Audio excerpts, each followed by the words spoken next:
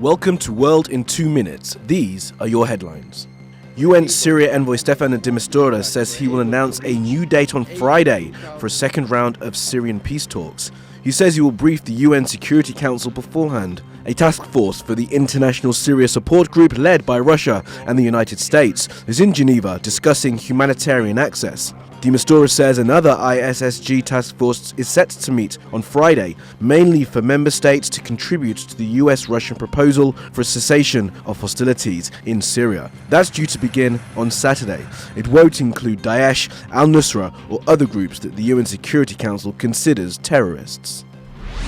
NATO's Assistant Secretary General for Public Diplomacy has accused Russia of persisting with efforts to undermine Ukraine's political aspirations and not living up to the full implementation of the Minsk agreements. Ted Whiteside also says NATO will not employ the Cold War strategy of stationing hundreds of thousands of troops in Central Europe as a deterrent. He says we need mobile forces nimble enough to come to the assistance of others. Ukraine and the Russian Federation are among signatories of the Minsk Protocol. It aims to put an end to fighting in the Donbass region of Ukraine.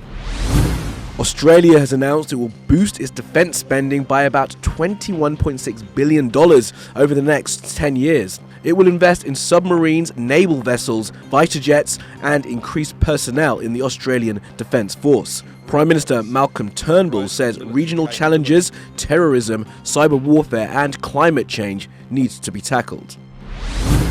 The International Monetary Fund has warned of economic weakness around the world. In a report published on Wednesday, it cited financial turbulence and falling asset prices as the causes, as well as a slowdown in growth in China. And it warns that the global economy is now highly vulnerable to adverse shocks.